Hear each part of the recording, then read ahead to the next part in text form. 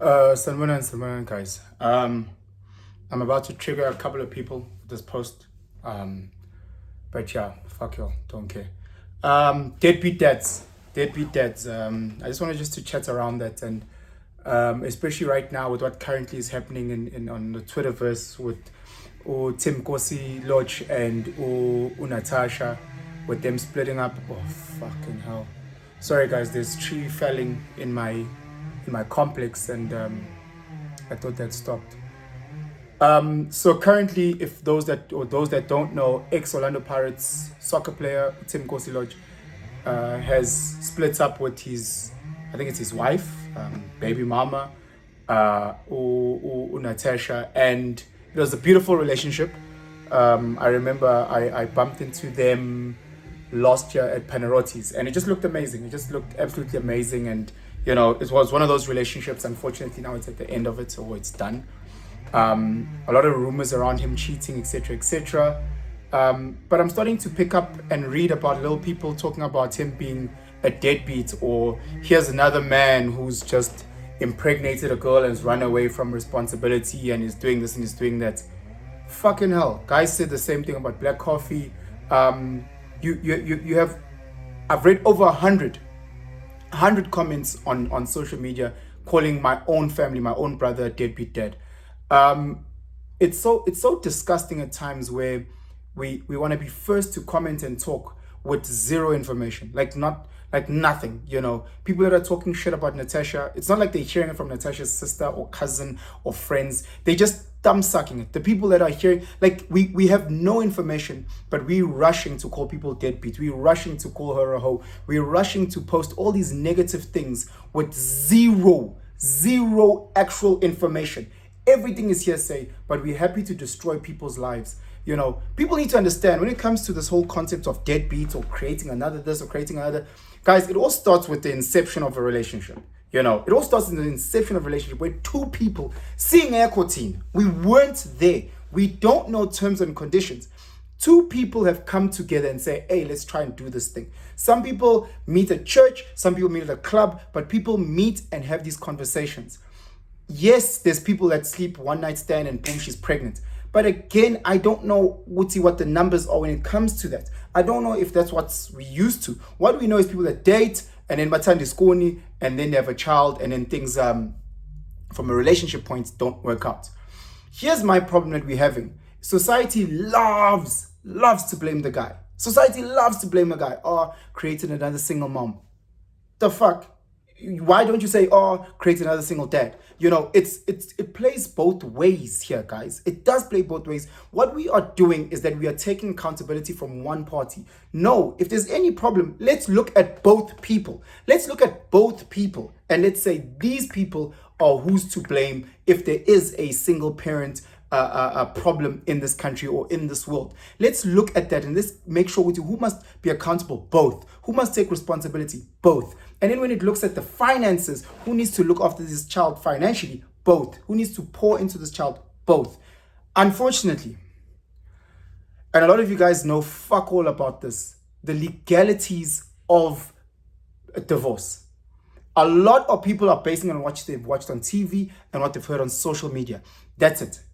Guys, in this country, the law will protect the mother. Always. This country, the law is crazy. 99% mother, 1% father. It's the case. If you don't believe me, go to the court. Don't listen to radio or watch TV. You go sit in those child magistrate court, go talk to Oma Manch and actually listen.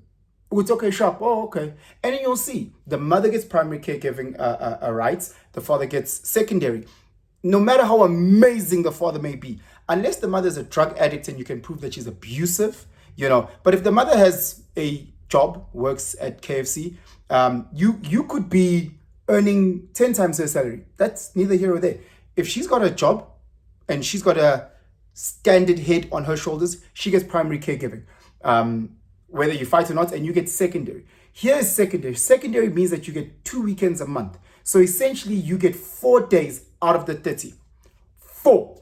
You could be the most amazing man ever. You could be a God-fearing, happy-go-lucky man who Unfortunately, in the relationship, your wife cheated on you 10 times until you said, okay, let's divorce. She gets primary caregiving because, again, cheating doesn't necessarily mean she's a bad mother. Cheating doesn't necessarily mean you're a bad father. It just means that you're a bad partner in the sense of husband, wife, girlfriend, boyfriend. That's what it means. And that's how the law sees it. So the law goes, okay, we understand your pain, blah, blah, blah, blah. She gets primary, you get secondary. Now, if you are just pumping money financially, society, men and women alike, oh, it takes more than to just feed the child financially. The father needs to be there. 4 days out of 30. 4 days out of 30. How much can I do? Especially if the mom and the dad have broken up and it's been a bad breakup. It's not like she's going to be constantly breaking her back to ensure that you spend as much time with the child. There's toxicity in any breakup. But we quick to scream deadbeat. We quick to scream it. Deadbeat, deadbeat. What type of man doesn't? What type of man doesn't? Hey guys. Yeah. And it's normally people abangagazi bashade and have never had kids. It's those people who are perezaring. Guys who have not been married, guys who have not had kids. Those people love chatting. They love chatting. Guys, we all have a responsibility to pick the best partner that we can. Yes, people change with time. Brothers, if you already see that this sister is high maintenance in the sense that she wants the soft life, she wants you to pamper her, she wants you to wipe her feet, she wants you to, and you can already see maintaining her is hard. Imagine now you have to maintain her as a wife and as a mother, because every mother wants what's best for their child. You could be working at KFC, the mother will still want her kids to go to Hilton College. You speak to women. Women want what's best. Men, from my experience, want what's practically the best. Practically the best. So if he works at KFC, he's going to say, okay, let me see where I can stretch as best as I can. You know, whereas sisters, in their mind, my child must go to Hilton, my child must go to St. John's, let's go. So, do you understand the financial dynamics here? You know, a lot of women, when they see, or when they're in that situation, they just go, father, whoever you may be, look after me and child.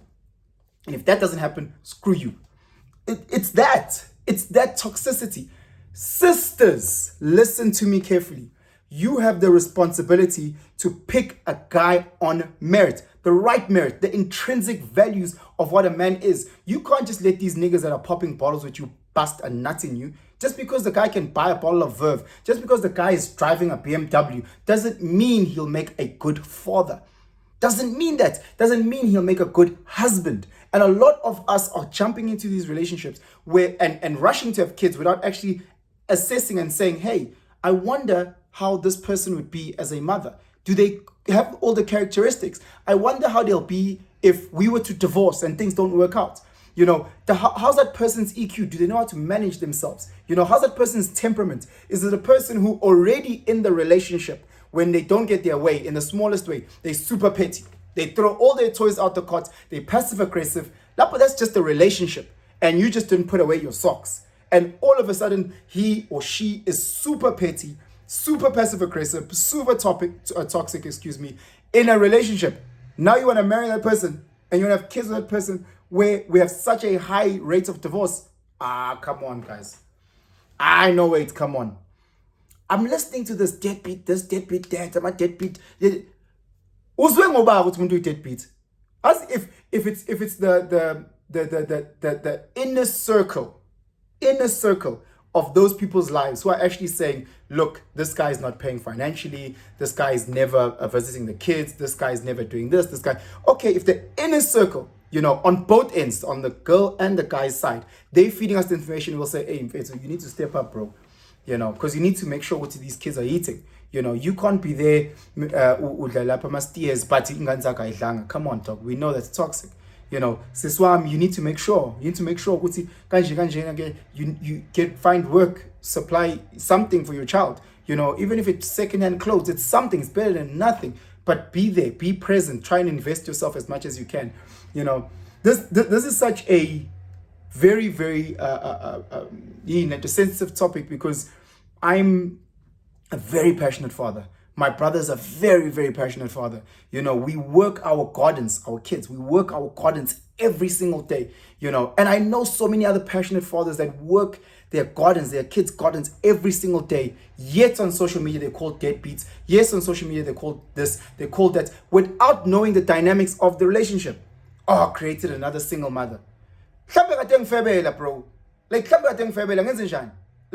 I must just accept it. Maybe she decided to become lesbian, and says, hey, bro, I just want to be lesbo. I must accept what? Maybe she's out of love. Maybe it's her that's made the decision to separate. But now you're going to put the blame on me or on guys. We don't know. We saw this with Lorch and Black Coffee, where she was saying he's horrible, he's this, he does this, until her skeletons came out. All of a sudden, she was like a dead silent. We don't know the dynamics, so let's not talk like we know the dynamics. Listen, in all the situation, our main priority is just ensuring us as a community, we stand behind the kids and we support the kids as best as we can. Because again, we don't want kids growing up in a fucked up way like many of us grew up fucked up. We don't know the dynamics. We don't know if it was our mothers that pushed away our fathers. We don't know if our fathers were just absolute cunts and jerks. We have no information. But we're out there just talking hot ass garbage. Hot ass garbage. Guys, it's two people here. Two people that tangled. There's a child. The main thing as society is put as much positive energy into this child, into these children. Understanding Uguti, the mother wants what's best, great, and so she should. The father, you need to do what you can practically to ensure, from a time-wise, from a financial-wise. The mom might be expecting 20,000 Rand for child support or child maintenance every month. Bro, Uguti, the best you can do is 2,000 Rand. Sharp. Do what you can do. If there's still a dispute, go to the court. From a financial court, it's very simple. The court looks at your financials, and based on your financials, the court says, this is how much disposable you have to send to your kids. The court just does that. It's a very simple thing. I've seen many sisters cry because in their mind, they believe that the child must be this amount of money. They go to the court says, hey, baby daddy, you're already overpaying based on your financials. So the system, when it comes to the financial part, whether you are male, whether you are female, they don't look at that. They just look at how much you earn, and then they look at how much percentage-wise based on how much you earn. So it's a gender-neutral system. It's perfect, in my opinion. And again, sisters, if you're really that frustrated about this deadbeat guy who's not doing enough, take the child, give it to the father. Take the child, give it. Hey, I've told many sisters, Tatinganu, you say, Baba. And then the amount of money that you said he must pay, you send it to him. Taking Gane, sit down, go to court and say, hey, listen, I want to be secondary caregiver. Let him be primary caregiver. And this amount that I have said I will give, I'll give it to him. Do that. Why are sisters not doing that? Why are sisters not tweeting about, I went to court and I said that he must be primary caregiver and he said no? Why are sisters not posting about that? Because that's not happening. Because again, a lot of it is just bitching around the fact that he's no longer maintaining you. Hey guys, it's ingane ziyabiza, okay, no sharp. Say keep in mind, guys. Say we spend time with our kids. Is it enough? I don't know if it'll ever be enough based on what mothers want. Is it enough in terms of our capabilities at the time? 100%, over and above. And this is right across my boys that I know. Machitame are super invested dads. Amachita are super invested in their kids. And unfortunately, at a time where the relationship is toxic, a lot of sisters sometimes not even sometimes, a lot of sisters tend to want to use the kids as ammo. They want to use the kids to fight these battles. And that's where it becomes very, very toxic. And then this thing of deadbeat. Guys, I'm not talking about those motherfuckers that busted, denied the child, disappeared and went nowhere. No, fuck those guys. Those guys need to get arrested. That's not who I'm talking about. I'm talking about guys who are trying, and us as society, we talking shit. That's my problem. That's what I'm having. We love talking shit. We love talking, especially in guys in shouting ngana ingane. Obheka uminidla mini ha shata. Ube nengane. You're going to see very quickly what you had thought versus what it is very different. I remember when I was still in high school and I'd see all these kids go to varsity and then like after a year they're back here in Newcastle. Ungabazi ukuthi sebenzani. Abanye sebesebenza Edgar's, when you Pick and Pay. I was like, oh, this person went to Voss, they came back, now they roaming around. I used to judge them. You used to judge them. Then you got to varsity and you realize, shit, there's so many reasons why people can get excluded from an academic point or a financial point. Many people go, they get depressed. Many people go, they go have mental breakdowns, and then they go back home to regroup. Many people are studying the wrong things. Guys, you realize, hey, I remember financially when my varsity said, hey, if you can't pay this amount of money, you can't return. But again, that's a reality in so many varsities, and it's all that shit that people don't know. Obviously I managed to scrape some money together and I finished, but if I had gone back home, and you can say at that time, people were going to start talking shit, because people have no fucking idea. And they want to get into my business as if I'm getting into their business. I'm not there asking your financial stuff. I'm not there asking what type of style your wife loves the most. I'm not asking those things. So why the fuck are you out there talking shit about my personal life? Thembinkosi Lorch, he just kicks a soccer ball.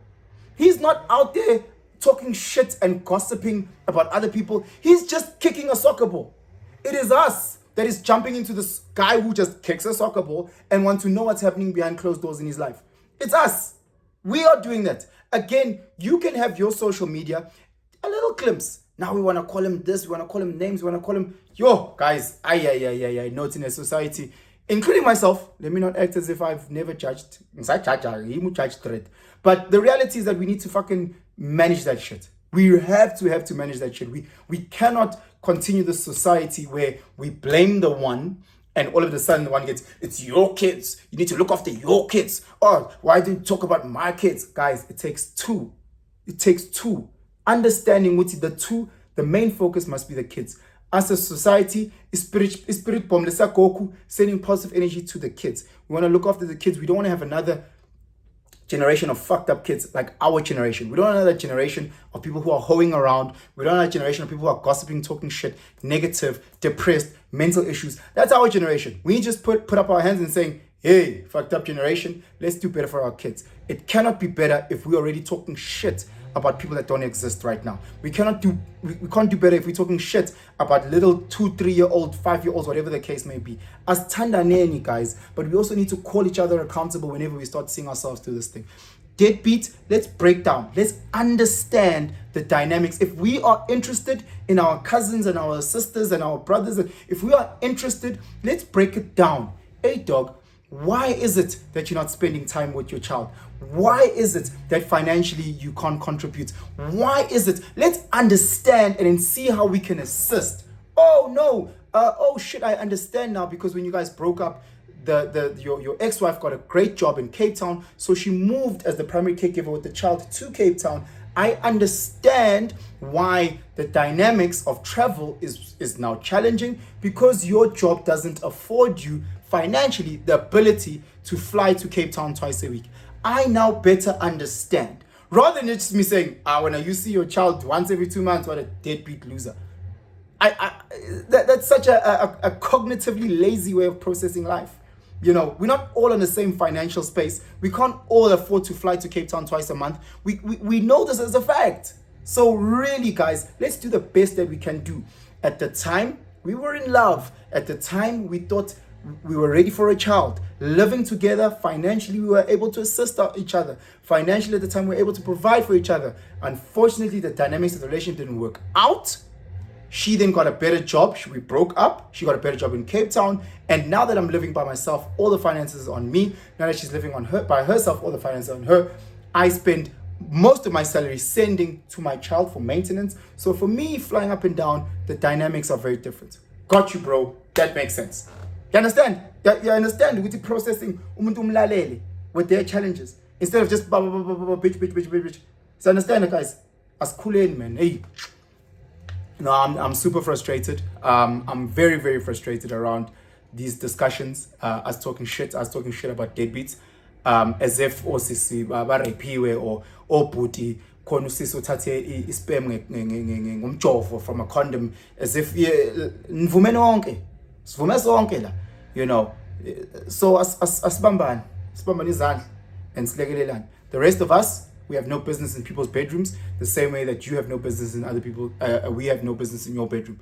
You know, it is what it is. Ngiyantanda still, ngisho at times, but ngiyantanda, guys. Please comment. I know a lot of you guys might disagree with me. Sharp. That's how I grow. By disagreeing, by learning different perspectives, by seeing how people move in their lives, you know, sharp. But I really think we need to listen more than we need to judge. You know, we need to assist more than we need to laugh at people, you know. But anyway, with that being said, please subscribe, hit the notification bell, share this video far and wide, and have yourselves a phenomenal day. Sharp.